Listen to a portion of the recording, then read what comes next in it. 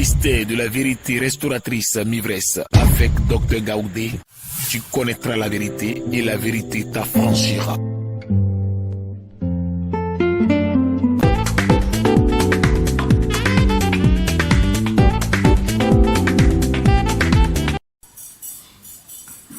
La vie épanouie. Et il y a la vie qu'on appelle la vie épanouie. C'est-à-dire tout ce que tu fais, tu es épanoui. Même on dit, il y a un concours. Il y a 1000 candidats, on veut 2. Toi, tu es dedans, tu es toujours épanoui. Il y a toujours solution. La vie, là, il n'y a pas de problème. Job 33, verset 28, tu es épanoui. Amen. La vie du juste. Quand tu es juste devant Dieu, en tout cas, la justice de Dieu va agir. Et puis c'est toi qui vas toujours avoir la victoire. Psaume 94, verset 21. Et c'est toi toujours qui vas avoir la victoire. Parce que tu es juste devant Dieu. Juste, ça veut dire quoi? Je ne fais pas les mauvaises choses. Amen. Je ne fais pas les mauvaises choses. Vous savez, cette génération-là, cette génération est portée à ces choses-là. Quelqu'un qui monte dans un taxi qui est plus âgé que toi qui es chauffeur, tu lui parles mal. Dans les rues, on parle mal aux personnes plus âgées. C'est quelle justice tu veux? En posant des mauvais actes, tu n'es pas juste devant Dieu.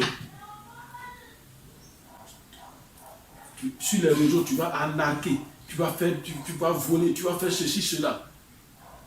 Mais quand la justice de Dieu se manifeste, tu es oublié.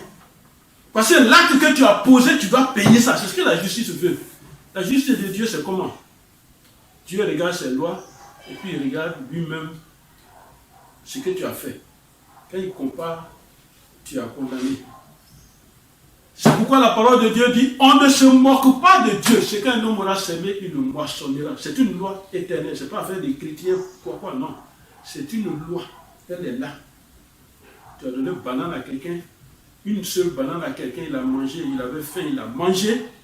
Il y a un jour, quelqu'un va te donner plus que banane. Toi, tu ne sais pas comment. C'est toi, on a récompensé comme ça. C'est la justice de Dieu. Amen. Somme 94, Somme 94, verset 21. Amen. Et puis maintenant, il y a la vie de gloire. Allons lire ça. Genèse 45. Cherchez Genèse 45. On va lire ça. Genèse 45. La vie de gloire. Genèse 45. Allons dans la Bible. Je pourrais réciter, mais je veux qu'on lise ça. Genèse 45, verset 12-13. Lisons. vous voyez de vos yeux. Et c'est Joseph que ses frères ont vendu en Égypte. Ses frères l'ont vendu en Égypte. Vous connaissez l'histoire. Mais ils n'ont pas reconnu leur frère qui a changé. Ils n'ont pas reconnu leur frère qui est devenu boss. Ils n'ont pas reconnu. Et c'est Joseph là qui va parler maintenant. Il dit, vous voyez de vos yeux. Mon frère Benjamin voit Et mon frère Benjamin voit de ses yeux aussi. que c'est moi-même Que c'est moi-même qui vous parle. Il arrive un temps dans la vie, un temps de ta gloire, quand ça arrive, toi-même tu as dit, c'est moi-même qui te parle. Racontez à mon père. Il dit, voyez vous-même de vos yeux. C'est moi-même. C'est moi-même qui vous parle. Et puis il dit, allez dire à mon père, racontez à mon père toute ma gloire en Égypte. Amen.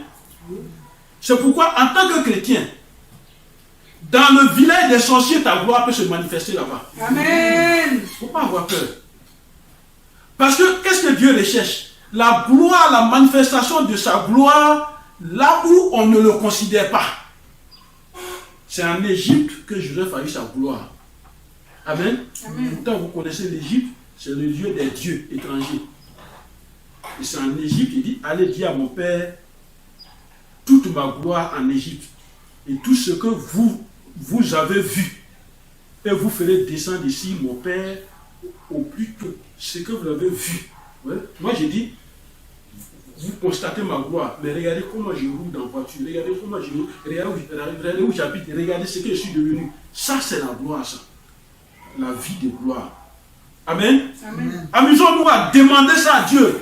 Donne-moi ma vie de gloire. Parce que quand tu venais sur la terre, on t'a donné cette gloire-là. C'est venu avec toi. Mais où ça y est? On doit se demander, où ça y est? Amen. Amen. Comme je le dis toujours, quand je travaillais encore, je vais en mission, ça ne me donne même pas envie de revenir ici, ce n'est pas l'envie de voir la famille. Parce que je suis à l'aise. Amen. Amen. Voilà. Une vie de gloire. Jésus est rentré à Jérusalem dans toute sa gloire.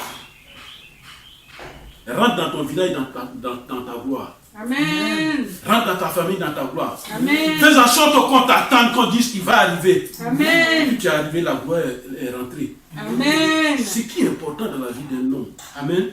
Amen. Partout où tu es, cherche ta gloire. Par les actes que tu vas poser. Amen. Amen. Il y a la vie ramenée. Tout de suite, on a parlé de vie capturée, vie livrée. Mais il faut dire, répète avec moi, ramène ma vie au nom de Jésus. Ramène ma vie au nom de Jésus. Amen. Ça, c'est Lamentation 1, verset 19 qui me dit la vie ramenée. La vie ramenée. Il faut avoir cette autorité de prier, de dire ramène ma vie. Je veux que ma vie soit ramenée. Je veux que ma vie soit ramenée à l'instant même au nom de Jésus. Amen. Amen. Amen. Il y a la vie prolongée. C'est ce que nous devons aussi chercher. Le Seigneur doit prolonger nos vies. Nous devons être vieux. Nous devons vieillir. Amen. Amen. On doit vieillir, atteindre l'objectif que Dieu veut. Parce que chacun de nous est venu en mission sur la terre des gens. Je ne suis pas venu en mission par rapport à ma femme. Non. Je suis venu en mission, je suis venu faire quelque chose. Donc il n'y a pas quelqu'un sur la terre, enfant, grand, vieux, il n'y a pas quelqu'un sur la terre qui est venu se promener. Je suis venu faire une mission. Alors, donc que la vie soit prolongée. Amen. Amen. Daniel 7, verset 12 le dit, que la vie soit prolongée. Et Jésus a parlé de la vie abondante. C'est-à-dire que toi, ta vie, elle est abondante. Et rien ne te manque. Tu ne dois personne. Quelqu'un peut avoir ton crédit. Mais toi, tu ne dois pas. Tu manges matin, midi, soir. Il n'y a pas de problème. Il n'y a pas une situation qui va dire que ta vie est bloquée. Non. Ça, c'est l'abondance de vie, ça. Amen. Même les gens t'envient. Tu n'as rien en poche. Non, les gens t'envient. C'est ça la vie abondante. Les autorités doivent venir vers toi. C'est ça la vie abondante. Amen. Alors nous sommes arrivés à un stade où Jésus nous dit, il veut nous donner une nouveauté de vie. Amen. On va entrer en nouveauté de vie. Romains 6, verset 4. Nouveauté de vie. Seigneur, donne-moi cette nouveauté de vie. Pour que ma vie change, donne-moi cette nouveauté de vie. Amen. Il y a la grande vie, c'est la vie en Christ. Si je vis, ce n'est plus moi qui vis, c'est Christ qui vit en moi.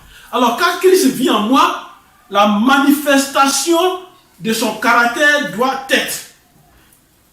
Christ est amour, donc l'amour doit sortir de moi. Christ est paix, la paix doit sortir de moi. Christ est vie, la vie doit sortir de moi. Amen. Voilà. Donc si je vis, ce n'est plus moi qui vis, c'est Christ.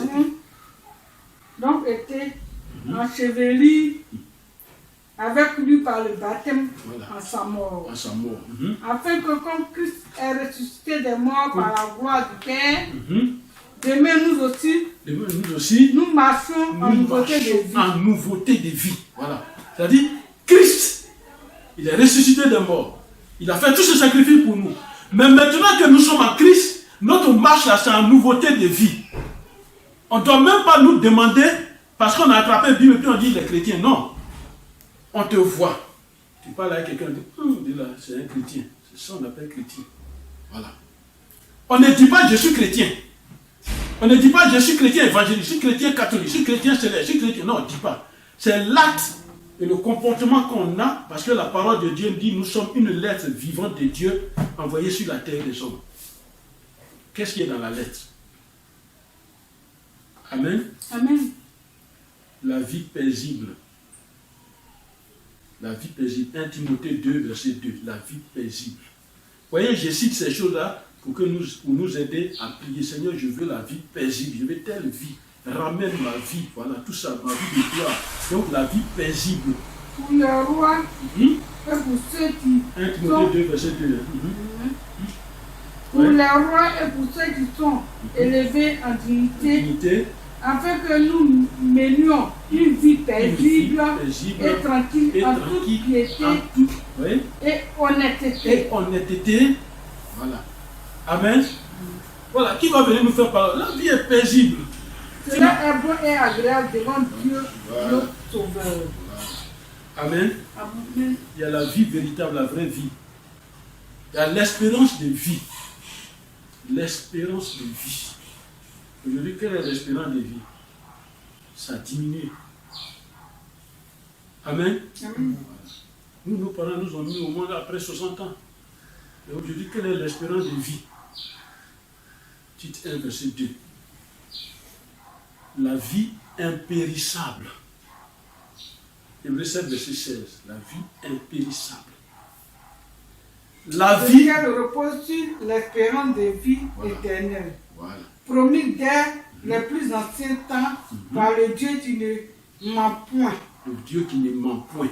Et c'est lui qui donne cette espérance de vie. Et quand on est là, on espère. Regardez, pour ceux qui travaillent, Dieu a fait que tu ne connais même pas la date de mort. Donc tu dis, bon, en 2030, je vais acheter une maison. Donc je garde l'argent. Puis je garde l'argent. Tu ne sais pas si c'est en 2028, tu vas partir. 2027, tu vas partir. Mais tu gardes l'argent. C'est l'espérance de vie qu'il a mis en nous. Amen. Amen. Voilà. Et la vie manifestée. 1 Jean 1, verset 2. La vie manifestée. Amen. Alors donc, voilà les mauvaises vies et voilà les bonnes vies. Mais qu'est-ce que Dieu recherche en nous parlant de tout ça? Il y a ce qu'on appelle la vie éternelle. Amen. Car la vie a été manifestée. La vie a été manifestée. Et nous l'avons vue. Nous l'avons vue. Et nous lui rendons témoignage. Voilà. La vie a été manifestée. Jésus dit, je suis le chemin, la vérité, la vie. Je suis la vie. Nous avons vu, la vie a été manifestée. Qu'est-ce qu'un homme a vécu ou bien doit vivre sur la terre comme problème que Jésus n'a pas expliqué ou bien Jésus n'a pas vécu dans la Bible? Tout est dedans. C'est pourquoi il dit, la vie a été manifestée. Jésus a vu la mort, il a enterré la mort. Il a ressuscité les morts. Jésus a vu quelqu'un qui est bossu, tordu, il a guéri. Jésus a vu tout, il a fait. Mais il y a quoi sur la terre qui est nouveau pour qu'on te donne une prophétie encore? Il y a quoi qui est nouveau?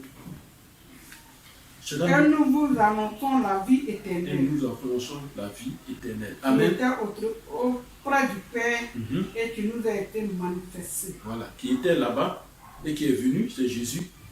Et cette vie éternelle, c'est ce que Dieu vit en nous. Amen. Alors la vie éternelle est celle qu'on obtient. Amen. On l'obtient pour l'éternité. Pour toujours et sans fin. On l'obtient et on est auprès du Seigneur. Tous nos parents, ils sont partis. Ils sont auprès, ils sont là-bas. La vie éternelle. Pourquoi? Vous voyez, quand on dit quelqu'un est mort, il est mauvais, il va en enfer, ce n'est pas immédiat. Le jugement n'est pas encore fait. Jésus va venir juger les vivants et les morts. Donc les morts sont partis, ils attendent. Amen. Amen. Voilà. Quand il va y avoir jugement, en ce temps-là, ceux qui seront vivants aussi, quand Jésus va arriver, tout cela, le grand jugement va se faire maintenant. Et puis il va prendre le livre de vie. Ceux qui sont partis il y a depuis 100 ans, tout le monde attend le jugement. Ceux qu'on a avortés, ces bébés-là attendent aussi le jugement. Avec ce qu'on a utilisé aussi pour les tuer. Ils attendent le jugement. Tout le monde attend. Chacun a quelque chose en main. C'est la sorcellerie qui m'a tué. Il a la sorcellerie là en main. C'est qu'il a tué les gens en main. Puis il attend le jugement. Tout le monde attend le jugement. Et c'est quand Jésus va venir. On dit Jésus vient bientôt. Jésus vient, il va juger les nations. Les vivants et les morts. Amen. Amen. On a cette vie après la mort, la vie éternelle. Amen. Allons dans Matthieu 19. Matthieu 19. Matthieu 19, verset 16. Et voici, un homme s'approcha et dit à Jésus, Maître, que dois-je faire de bon pour avoir la vie éternelle? Voilà la question qu'il pose à Jésus. Qu'est-ce que je dois faire pour avoir la vie éternelle? On rentrera un jour dans ces détails-là, les conditions pour avoir la vie éternelle, les conditions. Ça, on n'enseigne pas ça trop. Mais on va voir ça un autre jour. Le Seigneur m'a enseigné, j'ai écrit ça jusqu'à fatiguer. Les conditions. Quand tu connais les conditions, par exemple, Qu'est-ce que j'appelle condition? Je suis au village, je vais venir à Abidjan. Les conditions, c'est avoir le moyen de transport, l'argent qu'il faut. Il faut trouver un car. Voilà. Qu'est-ce que toi tu dois avoir? Comment tu vas être pour arriver, pour entrer dans la vie éternelle? Et il pose la question à Jésus. Il dit à Jésus, Maître, que dois-je faire de bon?